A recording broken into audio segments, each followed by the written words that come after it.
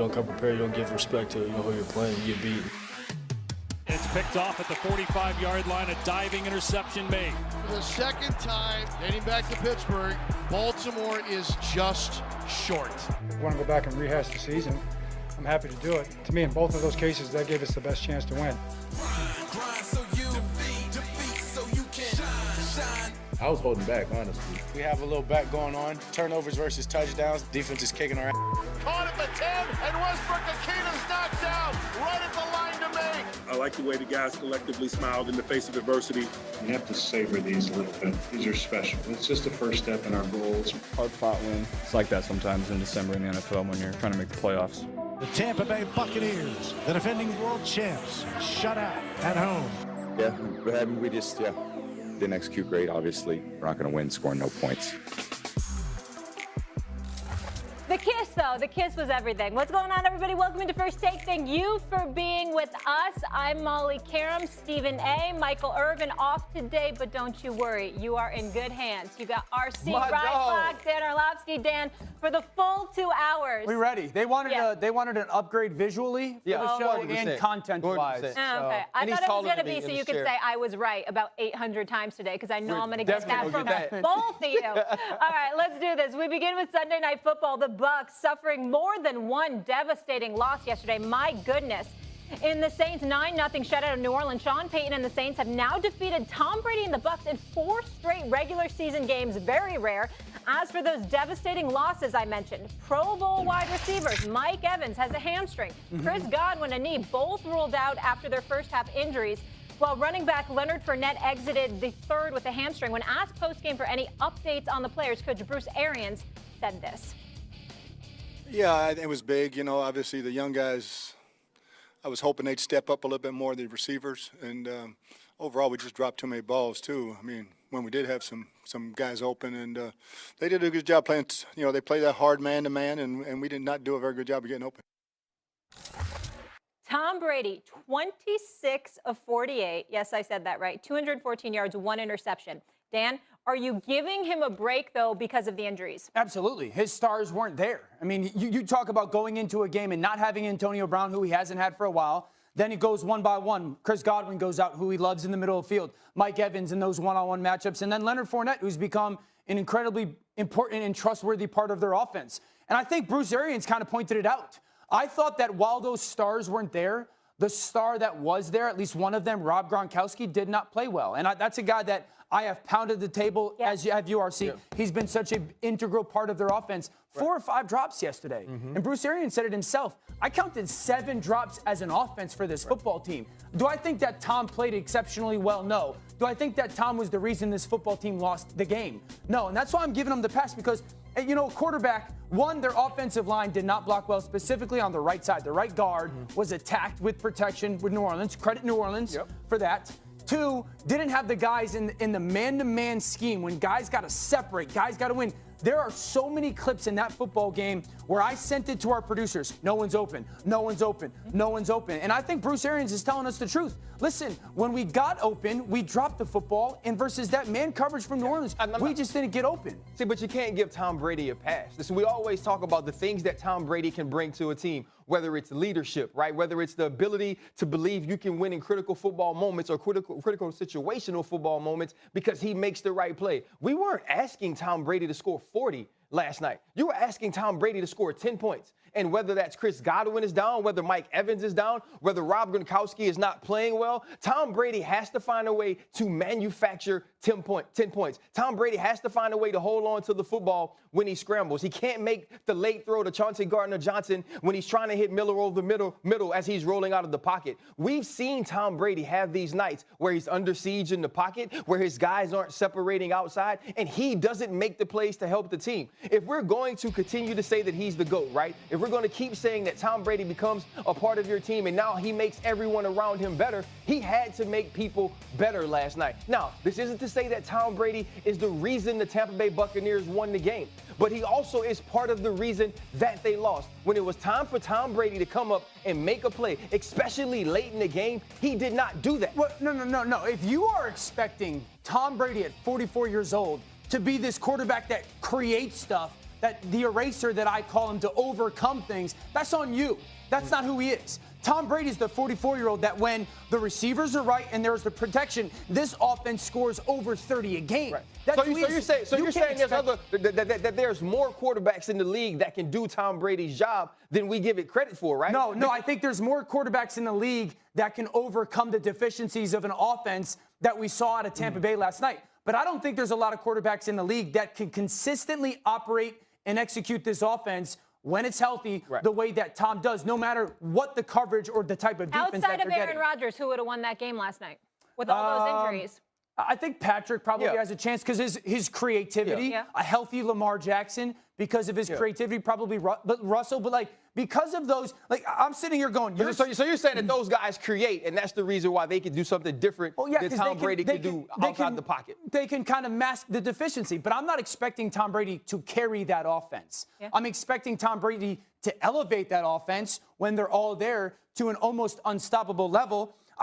This has got to be 7 drops. I understand where you're coming from. He's got 7 drops. Gronk, he was 2 for 11 throwing the football to Rob Gronkowski last night. That's the worst in the history. Who is that on, though? Is that on Tom or is that on Gronk? Gronk had 5 drops. Gronk had drops, and then I think once they started to drop the football, once the pressure got on them, they also then had those miscommunications or times they couldn't link up. I think you're missing the question, right? I'm not focusing on was Tom Brady the problem. I'm focusing on, do I give him a pass? I don't give him a pass. Now, I understand that there were things that went into Tom Brady not playing great last night. But when you're playing against Taysom Hill, when you're playing against a depleted offense for the New Orleans Saints that only produces 3 field goals, you have to find a way to put the football in the end zone and to get 3 points to win. That's why Tom Brady is there. In a game like that, where you do lose the people on the outside, what can Tom Brady do to elevate his team? And last night he didn't, and I don't give him a pass for that. I get that, but my thing is this. 1, he didn't miss the field goal, and 2,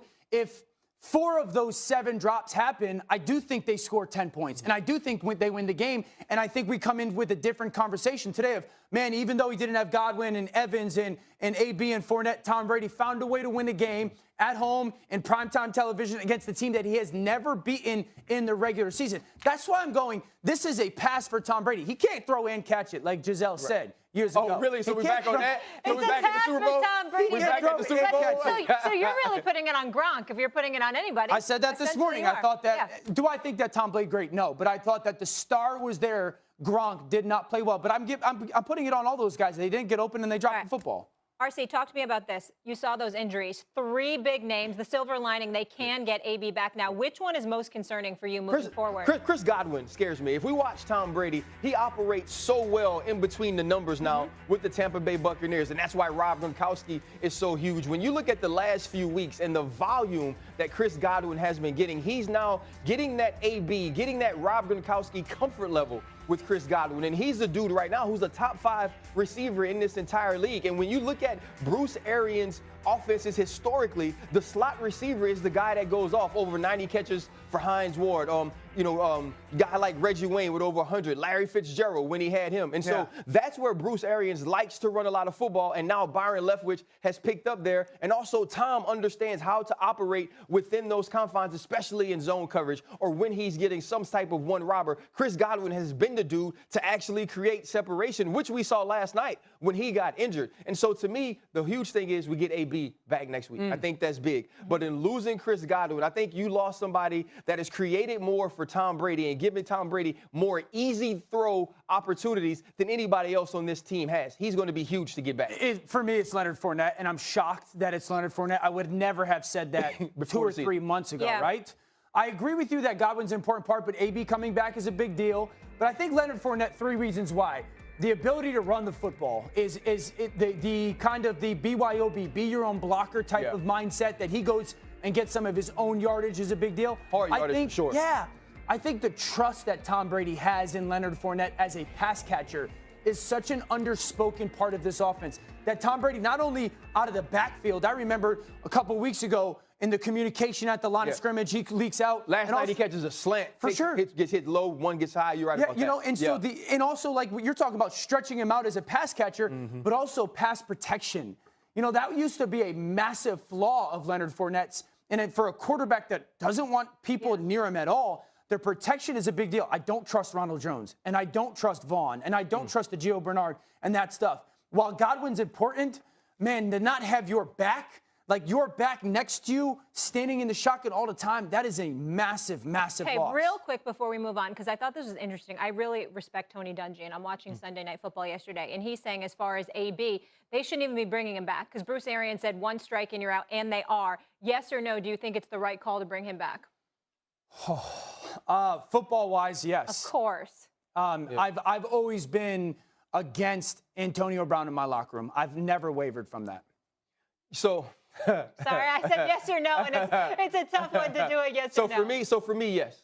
Right? And because I'm going to look at the NFL and look at different ways that people behave in the NFL. Yeah. And folks get opportunities past this. I will say this about what it seems to be, or what AB seems to be in the locker room in Tampa Bay. What AB seems to be in the locker room that also has Tom Brady in it. He seems to be a guy that we don't hear a ton from. And this was the first kind of incident that he's had since becoming a Tampa Bay Buccaneer. And we all know this. If Godwin's healthy, maybe not, right? If Mike Evans healthy, maybe not. Yeah. But now seeing where this team is, they're going to bring him back. Because also you have to realize they also had to make a decision on Mike Edwards, who was in the very same situation, but doesn't have the history. That's true. And so I think that probably plays a part in it. I will say this. The need aspect versus that football team that they lost to last night, who's still in playoff contention, is very real. I don't believe that if the Tampa Bay Buccaneers do not have Antonio Brown, I don't think they can score and beat the Saints in the playoffs. I honestly believe that. That's the He's one always team. played extremely well against the Saints as well. Because they match up so well. Credit to Sean Payton for that. Speaking of tough calls, gentlemen, for the second time in 3 weeks, Ravens coach John Harbaugh aggressively opted to go for the 2-point conversion in the final minute of regulation to win the game. Baltimore failing on a conversion with 42 seconds left in the 31-30 loss to the Packers. And for the second time in 3 weeks, Harbaugh defending his decision after the Ravens came up short again. Yeah, I'm just going to try to get the win right there. You know, in overtime, I think our chances of winning right there were a little bit higher than in overtime, maybe, if you calculate it out. But felt good about it, thought we had a good play. And, you know, again, they made a really good play. I got to give that safety a lot of credit for getting out there and tipping that ball. It was designed for Mark with routes coming back. I thought he he made a good decision. He had a chance to get Mark, and I think that safety got out there and got a fingertip on it. Go hard or go home. Everything to gain, nothing to lose. But RC, they did have something to lose. So with that being said, was this the right call for Harbaugh to go for it again? Nope. And I know, don't smile at me and look at me and be all offensively analytical on me over there. I'm going to let you have your moment here. Because you know. And be wrong. This wrong like John Harbaugh was last night. This is a team that had no chance of winning this game at the beginning of the football game. If you ask anybody who had half a football mind, they would have put all of their money on the Green Bay Packers, maybe even with Lamar Jackson playing. And now you have Tyler Huntley, a second-year quarterback, and only his second true start of the season that plays that way and gets you back into the game. You got a defense that comes up with stops against Aaron Rodgers, who was playing absolutely out of his mind the entire night. And you're going to take your team's chance to win away? Because when you don't score that, it's not about can Aaron Rodgers drive for a field goal. It's not about what Aaron Rodgers does in the overtime. It's simply about I have to make a play on that play with Greg Roman, who has failed me 6 or 5 other times before this season.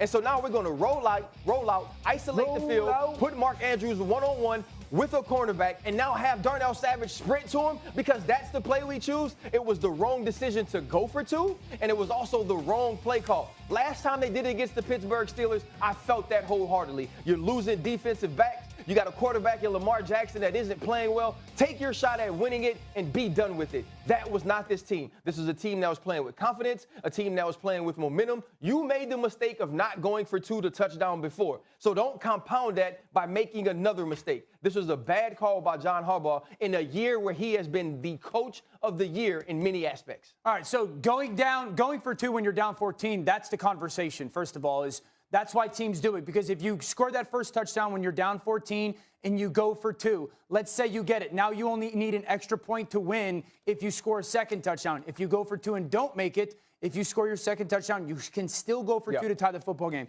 It was the right decision, and I don't hate the play call. Number one, it's the right decision because the first thing that came out of your mouth. you said they had no business being in that football game. So now you have a chance to steal a game that, one, you had no business being in, and two, you were down 14 points in the fourth quarter. You storm back and have the chance to go win it. The second thing is, Rocky had no business being in the fight with Ivan Drago. but we weren't going to throw the towel early. But he didn't go for the tie. He went for the win because he went for the knockout late. He gave himself a chance to fight late. They wouldn't fight no more. How many stops did the Ravens defense get against that Packers offense yesterday? 2. So you wanted them to kick the extra point and think that they were going to get 2 stops out of Aaron Rodgers? How many times had the Green Bay Packers stopped the Baltimore Ravens late in the game? 0. What happens if they don't ever get the ball back? You're going to get the ball back. You might get it first. It's a coin flip. You quite literally may not get the ball back. If you kick the extra point there, number one, you're saying we believe that our defense is going to get a stop on Aaron Rodgers with 43 seconds left. Did you watch the 49ers game? It could happen. Did you watch the Bengals game? It could happen. It can happen. Did you not see angels in the outfield? Did you not see angels in the outfield? It isn't gonna. Then, let's say you somehow do get a stop in regulation. Then you got to bank on the coin flip either going your way because you then have to plan to stop Aaron Rodgers again in overtime. You had the chance to win the football game. I 100% agree with Harbaugh's decision to do it because you had no business winning that football game. Do I love? So it's okay. It's okay to go lose because you weren't supposed to win anyway. The possible outcomes of not going for 2 in that situation are: number 1, you give the ball back to Aaron Rodgers, they kick a game-winning field goal. Number 2, you give the ball back to Aaron Rodgers and you tie with the potential to lose in overtime. The possibilities of what happens if you go for 2 and get it: number 1, you give the ball back to Aaron Rodgers and you get a stop. Number 2, you give the ball back to Aaron Rodgers and he goes and beats you. Right. At least you had the chance to win. But guess what? The possibility of not making it means they get in victory formation. Molly, and that's what we saw. Molly, no. You lying. You No, lying. don't do this Connecticut thing to me. Don't you do that. Don't you do that. If they kicked the extra point and Aaron Rodgers went down and in 3 plays kicked a field goal, he would be on national television today going, you gave Aaron Rodgers too much time. You can't play to tie against a guy like Aaron Rodgers. You got to try and beat him. Right. Try to beat him in overtime because guess what? As much as you think the Baltimore Ravens didn't want to see Aaron Rodgers, I can promise you the Green Bay Packers didn't want to see Tyler Huntley. Now, 3 hours before that, would I have said that? Hell no. But it's 3 hours later, and now I'm 3 hours smarter. And in being 3 hours smarter, I don't believe they were going to stop that man. And if Aaron Rodgers wins, so what? You lose to Aaron Rodgers in overtime. You took that away from them. They deserve the chance to keep fighting. So you mean to tell me, for a football team that going into the game had no business potentially winning the game, and then down 14 in the fourth quarter has no business potentially winning the game, should try to extend the game? Yes. Should try to make the game longer? You know how you extended it? Because you let your quarterback make plays. Now give them a chance to win. Huntley now. Huntley played great. I am Team Huntley. Somebody to get Huntley. You want Huntley to get a real job. Yes, he needs a real job. He needs a real job. They ain't 38. Like Cam said, ain't 32 better. Yeah. I know he could be good on the Carolina Panthers. How'd that go? He made the most of his opportunities, that's for sure. It was the right decision. It just didn't. We're too tied to the result. So because he said at the end, it means he's right? Yeah, that's a confirmation. If they convert it, we would all be agree to disagree. What the frick It's a debate show. Oh, man, good for you. You're the coach. I disagree to disagree. Make a better throw. You're not going to be Stephen A. and Michael right now. We're moving on here. The odds, listening to time cues, that's what I mean. The odds for the 2 MVP frontrunners are much closer after last night. And Colts running back Jonathan Taylor made a jump in the race after his big performance against the Patriots. Taylor looks to become the first non-quarterback to win MVP since Adrian Peterson all day in 2012. Dan, who is the what? Why are you making that face? What are you mad about? You know my answer. I don't know your answer, even though I did listen to 2 hours of Get Up. Sometimes I have to leave the room and actually do things and talk to people. Who is the front runner, Dan, for NFL MVP? Jonathan Taylor. That's not true. Jonathan Taylor, and it has why been. He's doing this? Because he's all about the Colts right now, and he's going to ride that train. Look, she left you hanging. She left you hanging still. Well, here's the thing. You know why he picked Jonathan Taylor? Because he's actually carrying his boy Carson Wentz. Right, he's making Carson Wentz look good because Jonathan Taylor's playing so well. Carson Wentz can win games with 12 passes. He can't wait. Don't lose your friendship on television, both of you. Hold on, he can't wait to talk about the Patriots game, but we're doing that later. So don't go there. Well, one of the reasons I can't wait to talk about this is because 6 weeks ago I said Jonathan Taylor was the MVP. It was post that Buffalo game. Yep. And going into this weekend, everyone was like, well, Bill Belichick's going to take away what the Indianapolis Colts do best, which is run the football with Jonathan Taylor. He put 170 on their head, obviously a 67-yarder to break away and end that football game. Jonathan Taylor averages 100 yards rushing per game. He's averaging 5 yards per carry. He has scored more touchdowns than games played. The last human being to do that was O.J. Jim Brown did it in 1958 and won MVP. Aaron Rodgers is having a great season, but the Green Bay Packers are a fantastic football team that has a Coach of the Year candidate and a much improved defense. The Indianapolis Colts, in an era where very much so passing game, we are turning around and hand the ball to the back. He had a primetime performance on national television against the best defensive coach of all time this past week. He's got another one coming this weekend where he's going to have to play against a team that 2 weeks ago was the #1 seed in the NFC. Right now, Jonathan Taylor is the MVP of the league. You're trying to treat everybody the same, right? She's not asking you. People equal. No, you're trying to treat everybody the same, right? What you do is you treat everybody fairly. You don't treat everybody the same. Right. What's fair is that Jonathan Taylor is very important to his team. Right. Is Jonathan Taylor more important to his team than Derrick Henry? You can't use that argument. You can't use that argument. So here's the argument. Here's my argument. We know how the voting goes. We know that the Green Bay Packers are a better team than the Indianapolis Colts. And as well as Jonathan Taylor is playing, the way that this voting goes is if your team is one of the better teams, one of the best teams in the league, and your star player is the reason for that, that guy wins it. Normally, that star player is a quarterback. I agree with you if the question was who should win the MVP.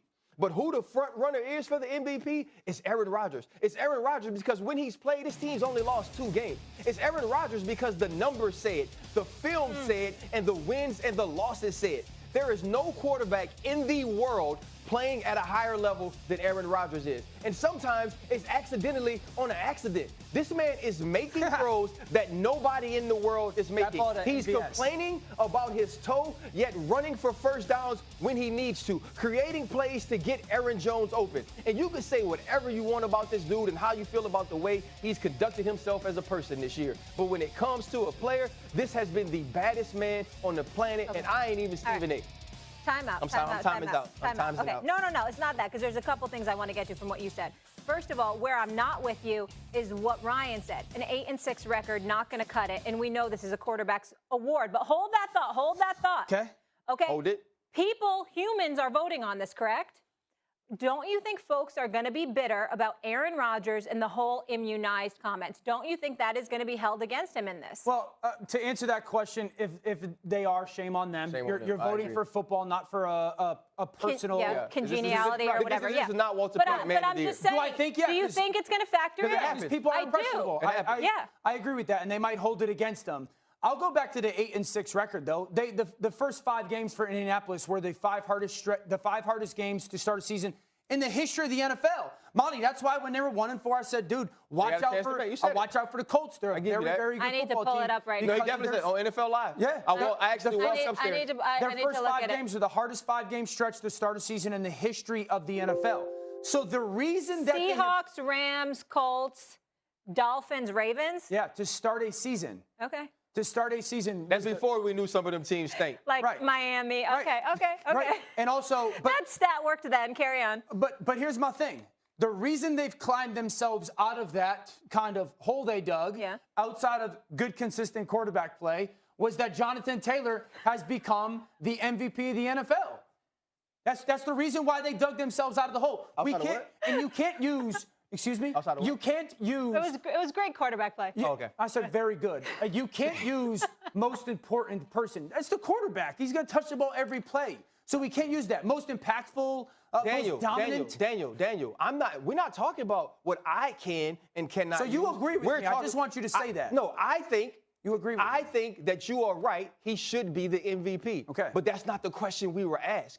Who is the MVP front runner? And that's Aaron Rodgers. I disagree. I still think it's Jonathan Taylor coming off of. That's because you said it 6 weeks ago, Dan, and you don't want to come off of it. That's partly true, but also. Well, it's also what he just saw them do against the Patriots as well on Saturday night. Yeah. This team, in a matter of a month, Dontrell Hilliard and Devontae Foreman rushed for 270 against the Patriots. In a matter of a month, the Colts have gone from a afterthought to a team now people are going, can they come from out of the come out of the AFC? They have done it over the course of 2 really big games. They go and absolutely hammer Buffalo, who we thought was a big-time contender weeks ago, on the back of Jonathan Taylor. And then they go and hammer Indianapolis, who many think is a Super Bowl contender, on the back of Jonathan Taylor.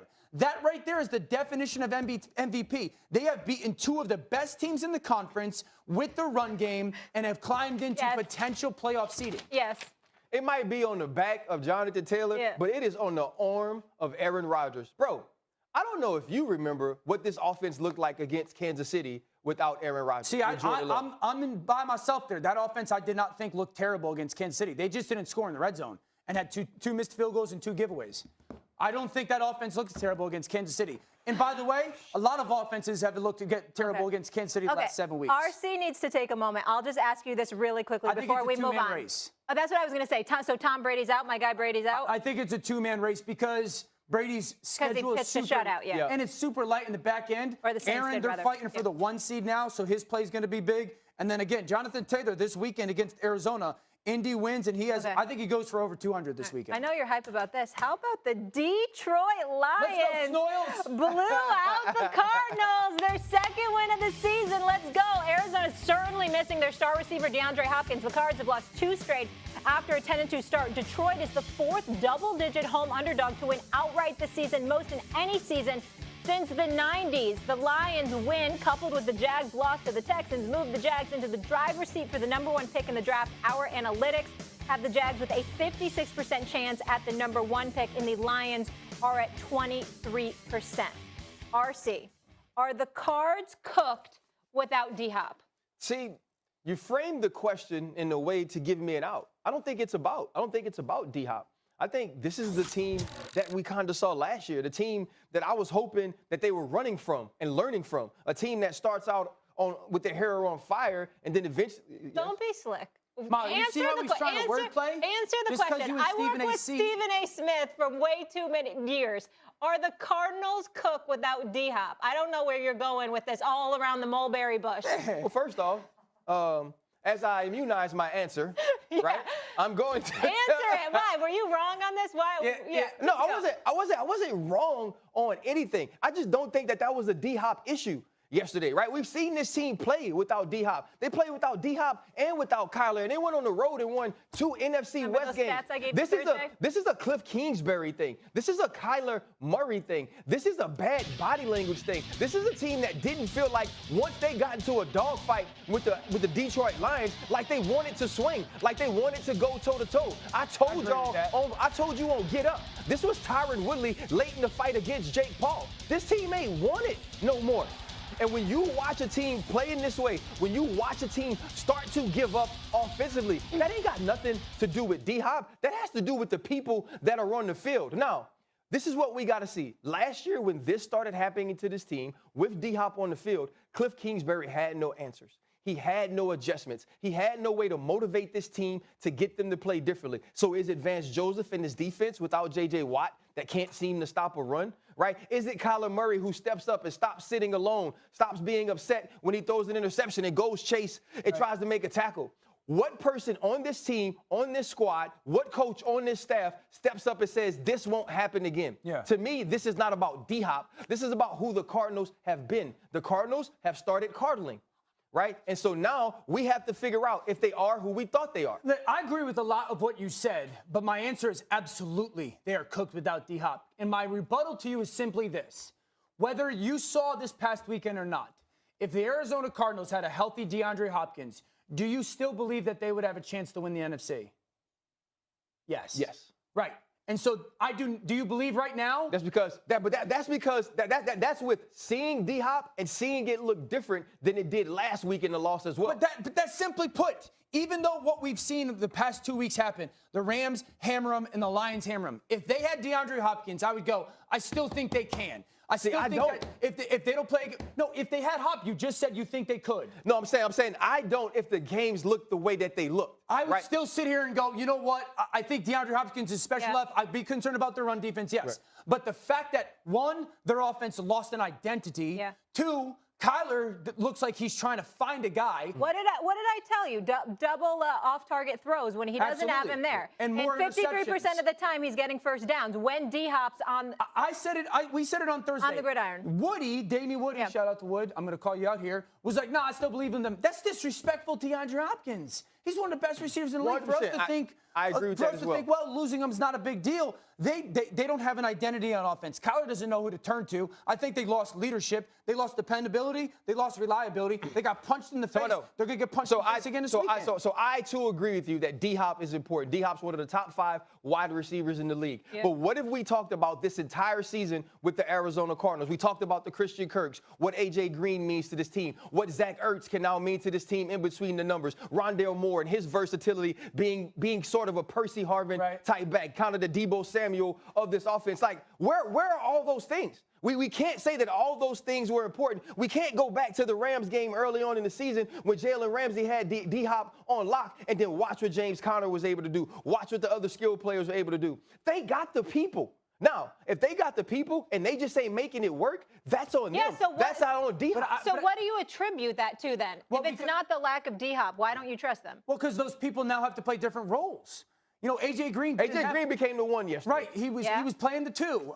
Christian Kirk was the 3. Now he's got to play the 2. So everybody's role is becoming kind of magnified, and they're not capable of it, and their offensive line isn't very good. They lost J.J. Watt and DeAndre Hopkins this year. That is enormous for that football team. So guess what you're telling me? It really hurt the Houston Texans. You're telling me same old Cardinals. That's what you're telling me. That's really what it is. The Cardinals beat Cardinals. Okay. Cardinal. That's not a real word. Oh, my goodness. It is a real word. I think round 1 goes to me, Molly. Okay, I'm going to stay out of this. Still ahead on First Take, the Cowboys beat up on my G-men thanks to a great effort from the Dallas team. I know. Don't worry, Russell Wilson's coming. Are they now a legit NFC threat again? Plus, we have breaking news on Baker Mayfield ahead of tonight. Don't miss that. And Aaron Rodgers and the Pack got the win yesterday. Tom Brady and the Bucs, not so much. Out of those two teams, which is more complete from top to bottom? The fellas disagree. And again, breaking news on Baker Mayfield. Breaking news ahead of the Browns-Raiders game tonight. Baker Mayfield and backup Case Keenum cannot go due to COVID protocols. The team did not activate them. Nick Mullins gets the nod at quarterback. Dan, your reaction to this? A bad year gets worse for Baker Mayfield. That's my reaction, because this is a must-win game for this football team. Obviously, national television, and it's against a winnable opponent that would at least give them the chance to, okay, good vibes. Baker would play very well against the Raiders. Their defense is so simple. So it would be a great opportunity for him with a ton of eyeballs. All right, now we're going to surge into the playoffs. And God forbid something happens well for Nick Mullins. I don't want to say that, but Nick Mullins goes out and plays well and they win a football game, it just becomes incredibly loud. Yeah, and the crazy thing is Nick Mullins has been in this position before and played well for the San Francisco 49ers. It wasn't necessarily always win, but we've watched him be a very competent NFL quarterback, and you're playing with the team that understands how to run block, understands how to run the football. And as you said, it's against the Las Vegas Raiders, who aren't great defensively. And so if you're Baker Mayfield in a year that's been extremely uneven by your play, by some of your actions and reactions off the field, you needed this game. And I think that's why he was fighting so hard to get back. And I think the reality is this. I would not be shocked if I woke up tomorrow morning or, go to bed tonight and the Browns win, because I think the Browns are a better team. They were favored by 3 last time I checked. And so that might have changed now. Yeah, and imagine now if you're a Baker Mayfield who's trying to prove your worth to a football team, and I know there's been people on television who say he's replaceable, and I've disagreed with that. It would be hard for me to disagree with, because then you've got Case Keenum beats what, the Bears? The Broncos. The Broncos. Case Keenum beat the Broncos. A lot of depth at the quarterback position. It'd be hard. It's paid off for them. And it'd be hard for you as a player and your reps to go to an organization and say,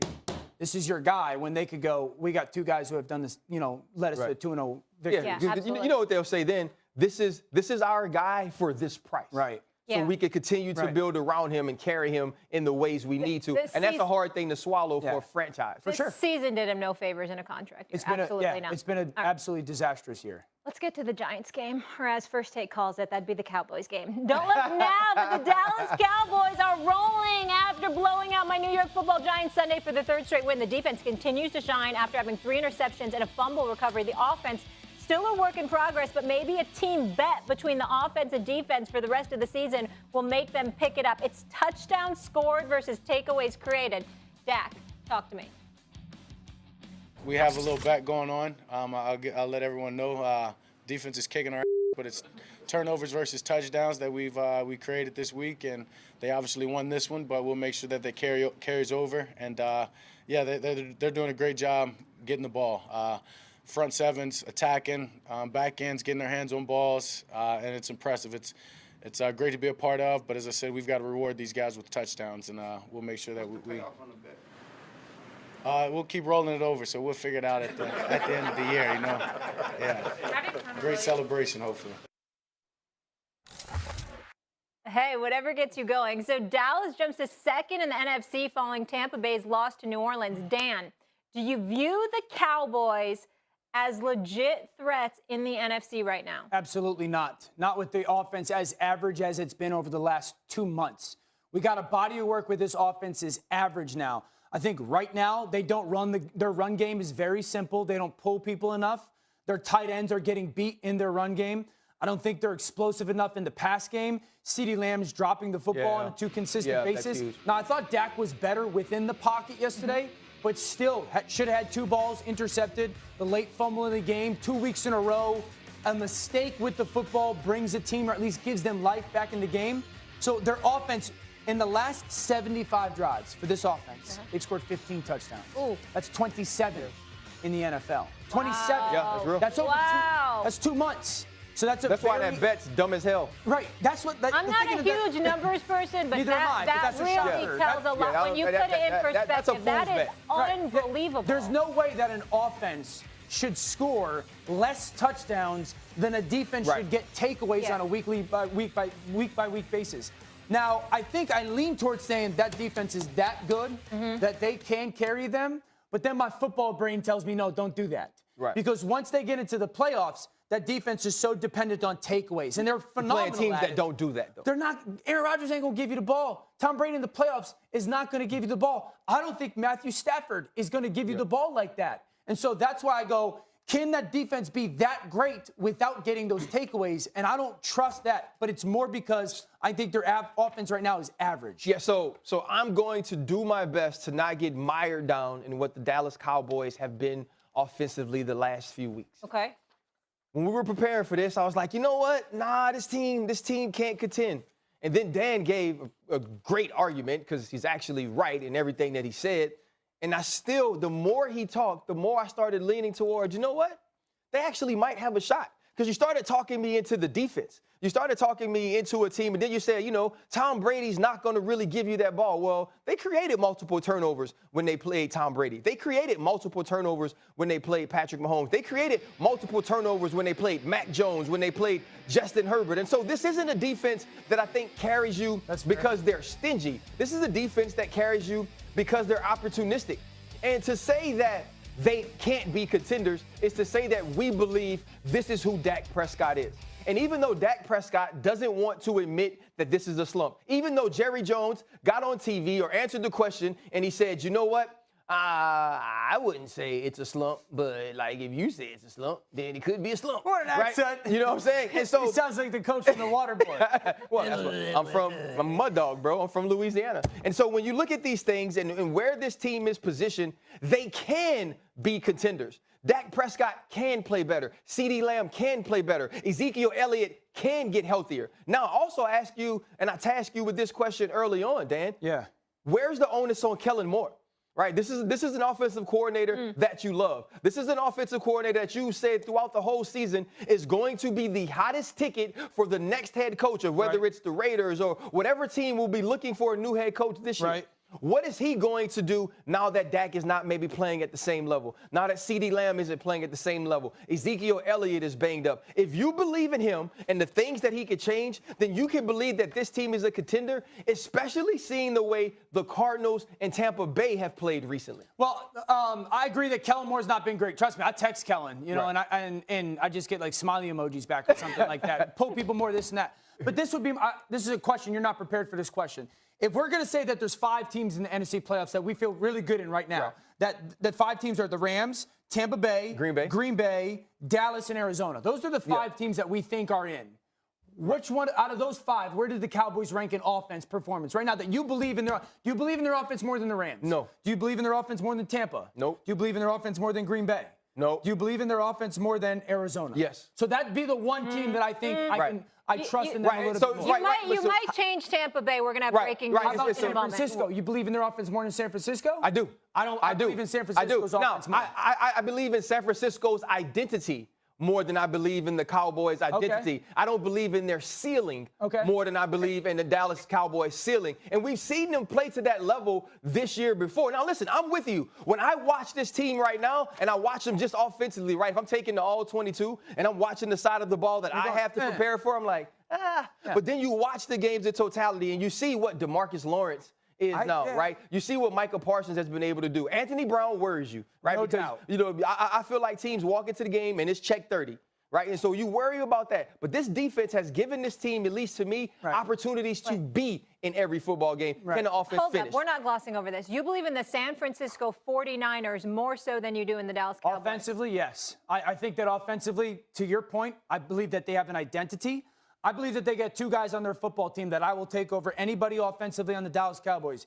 Deebo Samuel and George Kittle. If Jimmy Garoppolo stays out of the way and doesn't have boneheaded decisions, that offense with their run game and play action game is absolutely fantastic. I think their pass rush is getting home as well. Not like the Cowboys, but offensively, I just trust Kyle Shanahan and the creativity and the performance of those offensive weapons more reliably than I do the Dallas Cowboys. Okay, well, you might be changing your opinion on Tampa because I have breaking news regarding the Tampa Bay Buccaneers and Tom Brady's top target. We will give you that and all the reaction to it next. Also, when we return on First Take, our combat sports expert, RC, on what he saw from Jake Paul over the weekend. Lady, things are getting worse. Jeremy Fowler confirmed an NFL Network report. Pro Bowl receiver Chris Godwin dealing with an MCL sprain. He is out for the regular season, but gentlemen, he is still in play for the playoffs. Dan, I'll start with you here. Your reaction. Thank God that it's not a more severe injury. It looked like it could be. Yeah, right? So that's awesome. 2, this is just a significant loss because this is the guy who's second in the league in receptions. Yeah. This is a guy that, to your point early on in the show, Tom Brady, middle of field. They've just got such great feel. AB's going to have to step into that role. A guy like Cam Brate is going to have to step up in his performance. But this is a significant loss. We'll see how important it is in 3 weeks from now. Their schedule's cake. I think they play Carolina, the Jets, Carolina. Oh, yeah. But we'll see how, if he's back for that week 1 of the playoffs, we'll forget about it. It might be a blessing with the health, getting the body recouped. But this is a big loss. Yeah, and I think when you look at it down the stretch, it's about chemistry, right? It's about having some continuity. And this team really hasn't had that this year. When you look at all of its skill players, you start the season, you have everybody, then Rob Gronkowski is out. Now AB hurts his ankle. And now you're going into the stretch run of the season, albeit against teams you should beat, without Leonard Fournette, without Chris Godwin, without Mike Evans. Now, we don't know the severity of the rest of those injuries. And so if you're Tom Brady and you're trying to hit a streak and ascend into the playoffs, it won't be the same as it was last year. But AB adjusting when it's an easy schedule too, so it's kind of nice timing for him. Yeah, I agree, and it'll help AB kind of get back into rhythm. I will say this, I think it minimizes their chances of going to get that 1 seed. Now that Green Bay has it, now we're going to ask Tampa Bay to do it again. To do it 2 years in a row, have to go on the road and win a Super Bowl. That is a big challenge. Absolutely. All right, let's keep it rolling, guys. It's time for quick takes. Let's get it. And we start with you, Dan. Tua and the Dolphins on a roll, winning their 6th straight game versus the Jets. Is Tua proving the doubters wrong? Absolutely. I think the reality was Tua did not play well in the first half yesterday. And then threw a pick 6 in the second half on 3rd and 14. You're going, dude, what the heck? But I know this.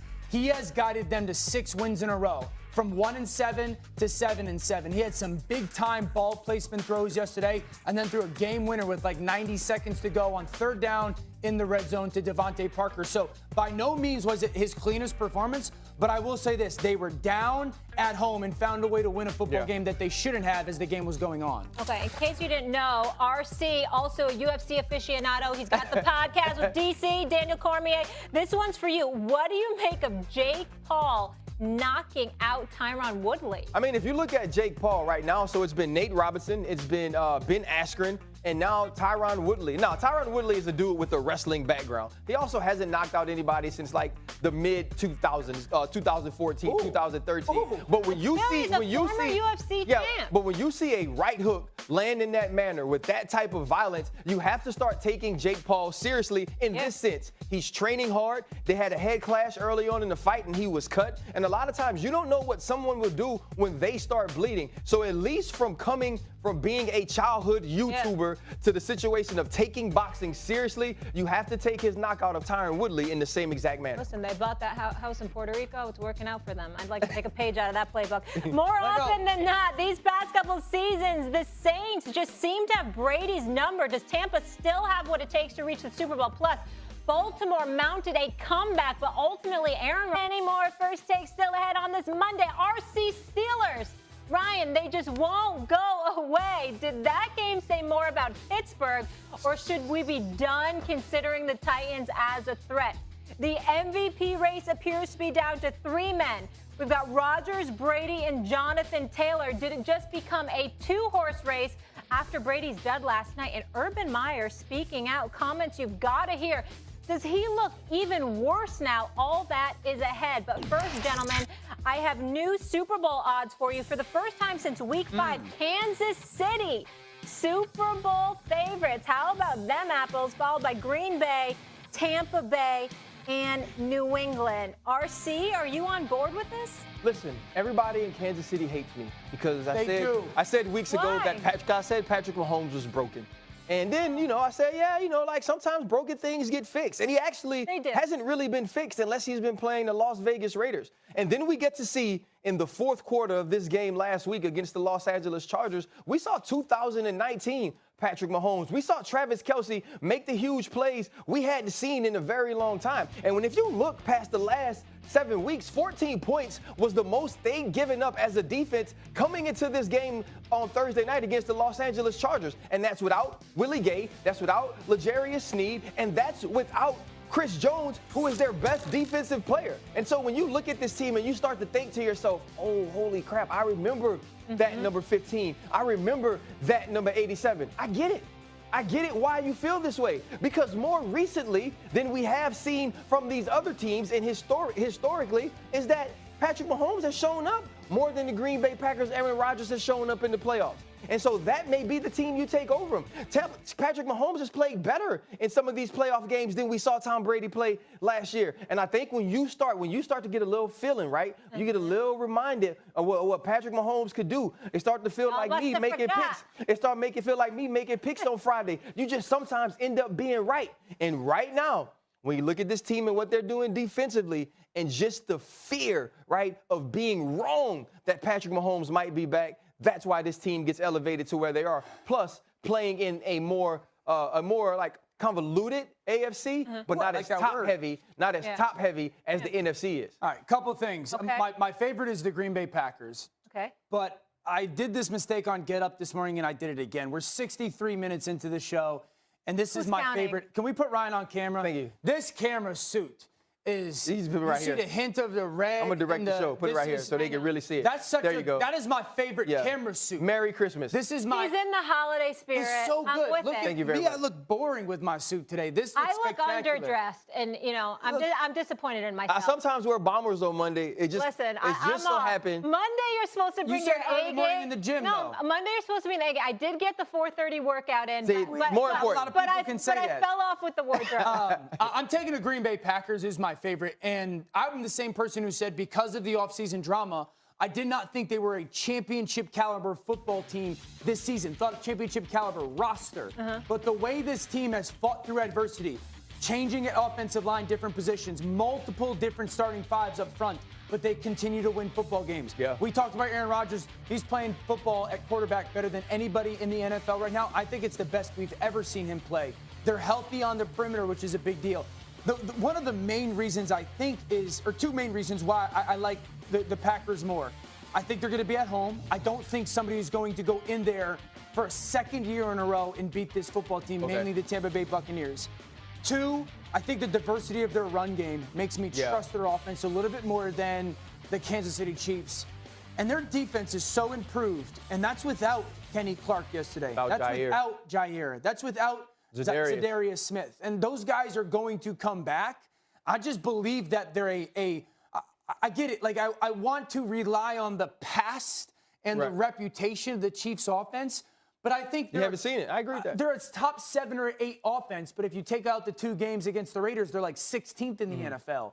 So as much as I love Patrick, and I'm off Patrick, I just don't see the same offense. And that's the hard thing here, right? Because it's actually hard to argue against a Green Bay point, right? But when you're thinking about bettor's odds and when you're thinking about the way that they look at these games, it's also the totality and what you have to see, the prism of where they play. Right? In the AFC, this team has now risen to have the #1 seed. Yeah. We all know how hard it is to go into Kansas City and win late in the season. Yeah. And also, you saw offense that may have found their way. Yeah. Can I push back on that one a little bit? I got one because my 2 hesitations as well are, I think that there's more teams in the AFC equipped to beat Kansas City, mainly New England and Indianapolis, than I think there are teams equipped to beat Green Bay. That's a good point, though. You know, Tampa Bay, what's their weakness right now? Secondary. You can get after their secondary. Right. Yep. The Rams, what's their weakness right now? Easy completions. We saw Green Bay handle them. Arizona, run game, A.J. Dillon. Right. Dallas, number 30, you know, with their man coverage. Wait, time out. So your whole Dallas analysis is number 30? I just feel like if I'm an offensive guy, I'm going, let's find Wait, here's what I want to know, because I am fascinated by people, and I'm fascinated by people overcoming adversity. It's part of the reason I got into journalism.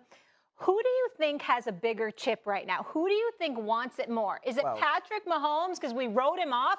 Or if it's Aaron Rodgers because he felt so disrespected by his team, and then how the public turned on him with the immunize stuff? I don't even think it's close. I think it's Aaron Rodgers. I think Aaron Rodgers has an ego in a healthy way that is as rare as it was for a guy like a Michael Jordan, Tiger Woods, Tom Brady. See, I don't necessarily believe that. I believe that Aaron Rodgers is just a natural contrarian, and he just happens to be a curmudgeon at all times. I think because I'm sitting in Stephen A's seat. I think Aaron Rodgers always plays the game in one way, and I don't necessarily know that energy or attitude plays into the way Aaron Rodgers plays football, because he does have an arrogance that I wish I had, and that arrogance comes with talent. When you watch Aaron Rodgers make that throw to MVS yesterday, that ain't got nothing to do with nothing but confidence, right? I do believe that Patrick Mahomes is listening, though. And most of the times when we talk about Aaron Rodgers, we talk about the dude, right? It was the dude that gave the 46-minute interview on Pat McAfee's show that we talked about, not the guy that's played football. Sure. We're talking about the thing that Patrick Mahomes has been known to do best in his life, which is play quarterback. And he's been doubted in doing that. And we wrote him off. Think about what he said about Justin Herbert. Yeah, we saw that emotion when Travis Kelce crosses the end zone in overtime. We saw him looking to the sideline of the Las Vegas Raiders and saying, I'm back, saying I'm here. Because he feels like that the outside world and the perception of who the Kansas City Chiefs are has changed because he hasn't played as well, and he's right.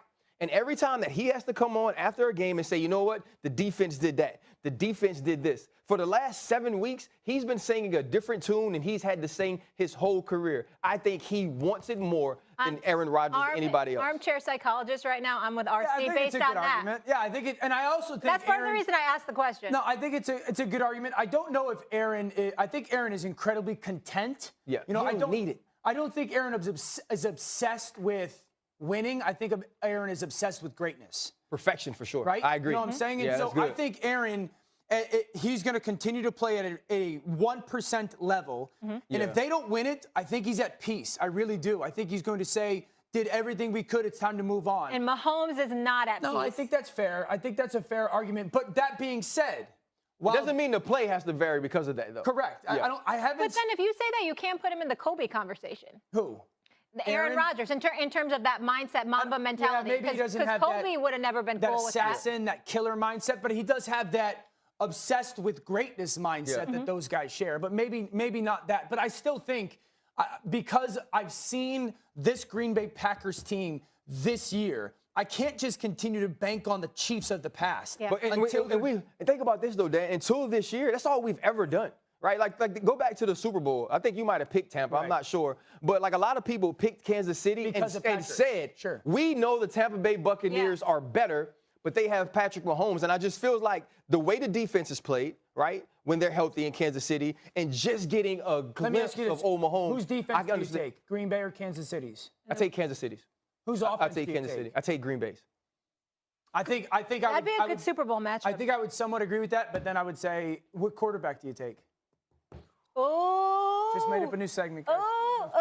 Oh. I need time for that one. Hey, I need an email from Sam. To be continued. Either or. Sam Tanucci will save that for later in the week. Whichever one I can afford. Later in the week. All right, cool. Let's keep it rolling, guys. Still ahead. Ryan Clark Steelers. What's the deal, Ryan? They will not go away. You should have picked them, Ryan. Good day. Welcome back to First Take. Breaking news. Jeremy Fowler confirming an NFL Network report. Pro Bowl receiver Chris Godwin dealing with an MCL sprain and is expected to miss the regular season. Huge hit for the Tampa Bay Bucs, but the playoffs are still in play. So that is the silver lining. And more breaking news ahead of the Browns-Raiders game tonight. Baker Mayfield and Case Keenum can't go due to COVID protocols. Nick Mullins will get the nod. Staying in the AFC North, Ben Roethlisberger orchestrated another big comeback against the Titans to keep the Steelers alive. It's Big Ben's 40th career fourth-quarter comeback win, the third most in NFL history, behind only Peyton Manning and Tom Brady. T.J. Watt, 1.5 sacks to give him a franchise single-season record, 17.5 this season. The Titans outgained the Steelers 318 to 168, but turned the ball over on 3 consecutive drives in the second half, with all 3 turnovers leading to Steelers field goals. Now, the Steelers win shakes up the AFC playoff race quite a bit, with the Chiefs taking control of the 1 seed. The Titans now sit at the 3 seed, with the Colts inching closer, and the Steelers continue to keep their season alive in a jammed AFC North where every team has 6 losses. You know who I am starting with. First of all, you picked the Steelers. I did. Oh, man, that's crazy. So just give him his camera. Do it. Do your dance. Bro. Just do the whole thing. Did it again. Okay. Did it again. Okay. Ryan was right. Did it again. Ryan was right. Okay, we're back. Okay, cool. Here's the question. Was the result more about Pittsburgh, though, or Tennessee? It was about Pittsburgh. It's about the team. And I don't even know why we asked this question. It's about the team who had their backs against the wall and created turnovers. It's about the team that got a true Steeler back in Joe Hayden, and he made a play, defended every blade of grass with the tackle of the year to win this football game. And they still tried to cheat the Steelers and put it closer to the chain. And so now everybody in Tennessee is, we got jobbed by the chain. Where's the little index card that they used to use to measure it? It shouldn't have been that close anyway. This is a team that fights. This is a team that has 2 of their last 3 games against the Cleveland Browns, who they beat, against the Baltimore Ravens, who they beat. Now, can they get run on? Absolutely. No, you're not you can run to do this. But when they get their Steelers back, like Cam Hayward, like T.J. Watt, like Joe Hayden, like Mika Fitzpatrick. Cut his mic. This guy murdered the Steelers. 21 days ago. 21 destroyed days ago. The Steelers. Mike Tomlin was echoing your sentiments. Hey, you destroyed and now he's them. True Steelers. And now you're like, this is this Steelers isn't Christmas football, Chronicles with a true believer. Run the ball. You know what's crazy? Is that people always want to bring up the past. I've heard Molly so many times on this show. Ask Stephen A. Stephen A., live in the present. So can we live in the present of beating the Baltimore Ravens in a comeback win? Can we live in the present of this team fighting all the way back against the Minnesota Vikings? But it's my job to hold you accountable. Can we live in the presence of this team finding a way to win against all odds? Like Tupac was. Against all odds. Rest in peace. We can live in the present. Okay. Like in a Christmas gift. Because that's what the Titans gave your Pittsburgh Steelers yesterday. You're sitting around going, you know what this is a team? This is a team that's not good. And this is a team that you know. I ain't said it was good. So you're over-celebrating. Yeah, you think... It's like with Stephen A. when the Knicks win a game and he thinks they just won. New York, stand up! New York, we're here! Guys, it's embarrassing. when's the last time the Knicks won a Super Bowl? A championship, though. It's been a long time. I don't know. I wasn't alive. Thank you. They ain't worse than the Giants. Back to the Steelers and the Titans. This game is more about Tennessee. Because no one actually believes that the Steelers are a threat. No one actually believes that the Steelers are going to make the playoffs. Is there a chance? Mathematically. but no one thinks no they're one going cares. to. Also, if you're They're a team going to be that 9-7-1.